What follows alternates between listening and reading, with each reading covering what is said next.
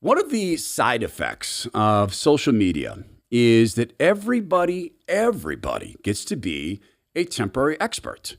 Everybody gets to be one. And what it does, though, for us is it gives us some insight into the level of thought that people are capable of having after they have been pushed and prodded into confusing a feeling with an opinion. And this happened through Common Core, that feelings became opinions, and it also happens through social media algorithms.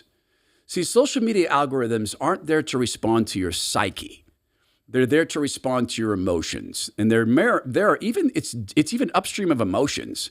They're there to push your hormones, specifically dopamine and serotonin. They're there to push those hormones to make the apps very, very addictive.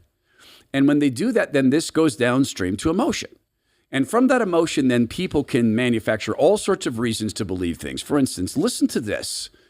As is always the case, these people are putting out these opinions on their phones, in their car.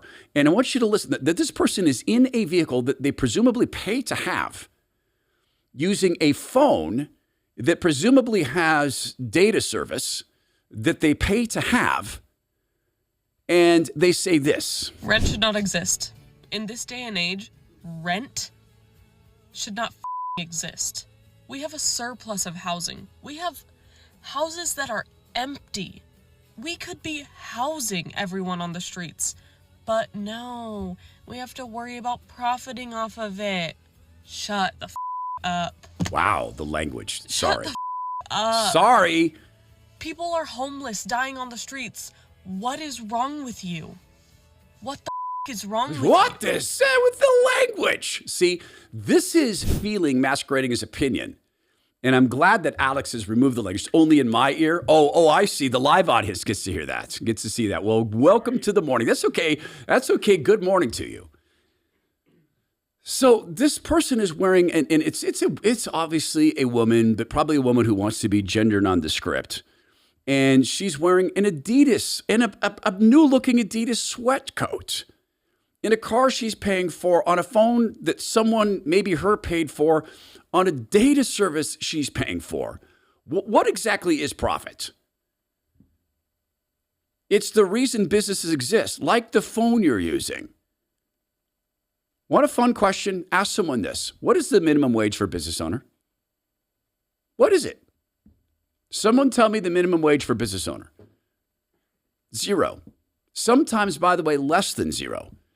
My daughter has her first startup, and she's in a discussion group with other young entrepreneurs. And she told me the other day, she said, well, I'm in the net negative earning group, but I'm in a business group. Net negative, meaning she's paying money to make money. She's investing. She's the investment stage now of a startup. Net negative. Now, we're helping her with that. So we're actually the net negative earners, except that we've been blessed to be able to do that. I'll give you another example of this. And this is Sarah McBride, who is a member of Congress who likes to create the illusion of being a woman. So we'll talk about that because he actually spoke a truth. He actually spoke a truth about gender ideology that's almost went all the way into truth. I'll tell you about that in a second. And this happened on video. And video is super, super, super valuable. Images are super important. Angel Studios knows this. You probably saw Sound of Freedom. Remember that? And how potent that was? It taught a lot of the world about the reality of trafficking. And then the left pretended it didn't happen. Then they came out at the same time as Snow White, and they put out a movie that was based upon the life of our Lord, a document written by Charles Dickens.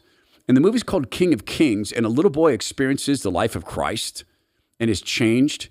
It killed it in theaters. It's not in theaters anymore, but I can give you an opportunity to see it. And right now, anytime you want, go to angel.com/Todd. You can watch You can watch King of Kings immediately, all their fan curated shows, but you can do something else. You can join an insurrection into Hollywood. When you're a Premium Angel Studios Guild member, you vote on what movies they make, promote, and distribute. It's angel.com/Todd.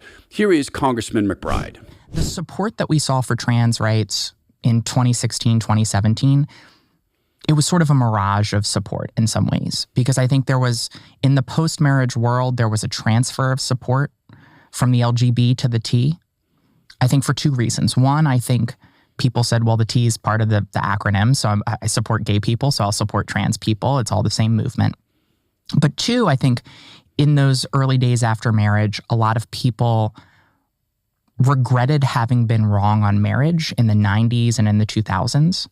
And they went, I didn't understand what it meant to be gay, and therefore I didn't support marriage. And I regret not supporting something because I didn't understand it. So he's right. He's right. He's actually speaking a truth. But he goes on to say, so we need to educate even more about what it means to be what he calls trans. Good luck.